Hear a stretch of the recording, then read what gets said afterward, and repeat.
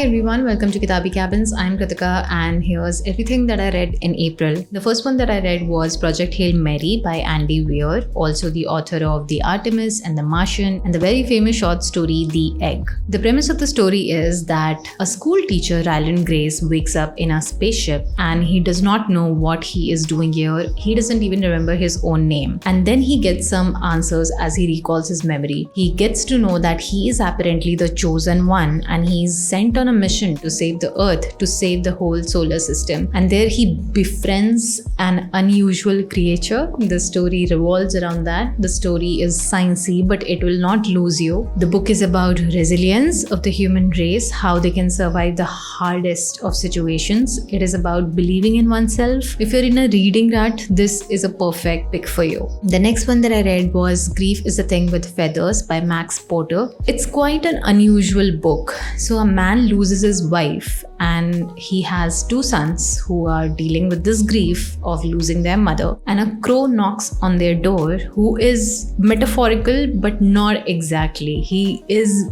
a physical embodiment and he has come there to give company to this family. What's unusual is that he does not have a comforting presence at all. He is irritating, loud, crass, intrusive, and he's not letting the family rest or make peace with what they have lost, yet somehow it is making sense for the family. It is written in proses with unrhythmic tone and it's a very short book. You can complete it in a brief sitting. The title of the book is of course a riff to Emily Dickinson's poem Hope is a Thing with Feathers. It's just a way of saying that grief, just like hope, can be stubborn, it can be unstoppable, it can exist in the harshest of storms.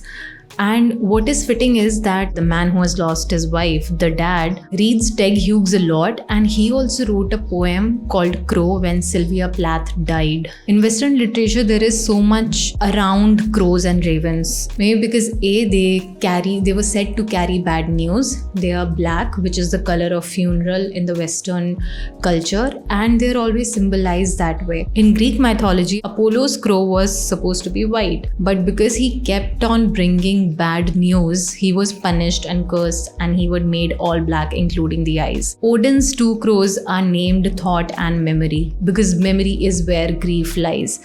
There is so much overlapping beliefs with crow and ravens like that. There is a poem called The Raven by Edgar Allan Poe where raven tap tap tap knocks on this door of this person who is refusing to accept the loss, and in that poem grief is more externalized. It is literally in a physical form asking you to move on. The book is unusual, but it hits in places like especially the dad part where he realizes that he wants to talk about the wife and he wants to call her up just to tell that, okay, you died. He's listing out all the points that what his wife will not do anymore, like she will not tie her hair in a bun or will not taste turmeric, or the appointment she might not miss. And those are the points that hit you, and when the crow comes into the picture, it becomes more gravitating towards it. You have to read it to understand. The other book which I read is The Book of Disquiet by Pessoa. Pessoa was a Portuguese writer who thought that many personality lived inside him, and he did not just say it casually. He called them heteronyms. When he died and his friend found a trunk which was filled with Pessoa's writing, they found that Pessoa has written things with different names, and all these different names had different identities, personalities, even astrological charts, may I add. And Book of Disquiet is on behalf of one of this personality, which is Bernardo Soares, who is a humble bookkeeper in Lisbon. Bernardo Soares is considered to be one of the most overlapping personality or heteronym of Pessoa because he is closest to the way of living and how Pessoa observed his life. The fact that he had dozens of personality created for writing was majorly because he literally thought that he had this experience that he was standing and writing something and a voice came inside him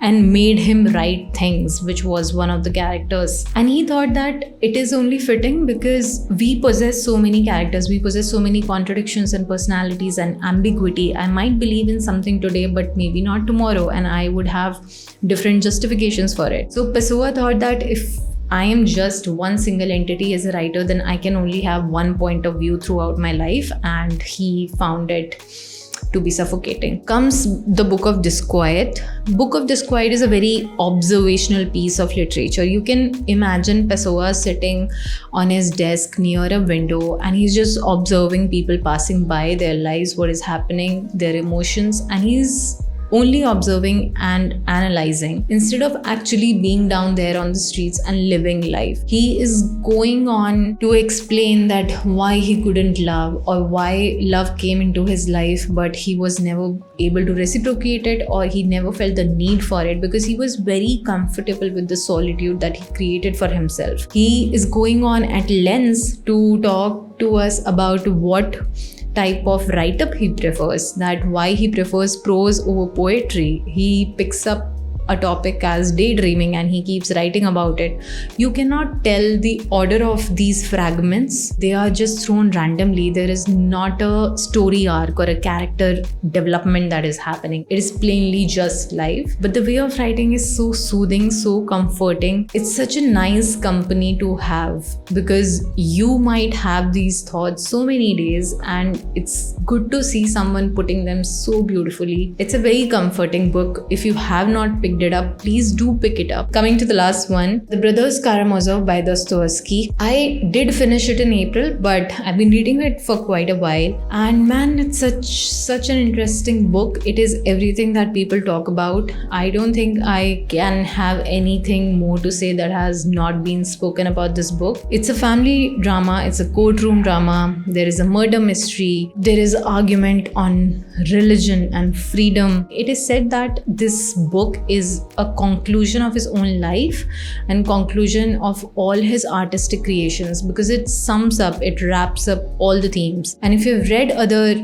work of his, you will see that it has that unrequited love theme, the loneliness theme from White Nights. It has the arguments on freedom and how humans self-sabotage, or how they want suffering from themselves. They'll just pretend they don't want it, but they chase suffering. All these themes from Nostrum Underground you will see in this book. One major takeaway that I'm taking away from this book is that once you read this, you'll realize that maybe you'll become better at disagreeing with people. You can handle it with a lot more grace, because the characters in this book are so complicated and so contradictory with themselves. You see that a person is kind to one, but the same person is very crass, very brutal with the another. Just how humans are. There is an atheist, but he's not a caricature. There is a believer, there is a very faithful person, but he's not naive. And you see these different sides of people and you understand where they are coming from. So it just gives you an empathetic view to a person's point of view. That's what I'm taking. I've just read it. I'm still in the zone. I've not been able to pick anything up after this book. I'm not sure what I'm going to do. I have been reading The Story of a New Name by Elena Ferrante, which is going parallelly. It is the second book in the series, My Brilliant Friend, and I also started The Correspondent by Virginia Evans, which is letter exchanges kind of a novel, and I'm listening to the audiobook. Actually, it's pretty interesting, but more on these two later, probably in May. This was my April wrap. I'm very happy with April. It was quite diverse actually. I had a good time reading. Tell me what you read in April. Thank you for watching, and I will see you next time.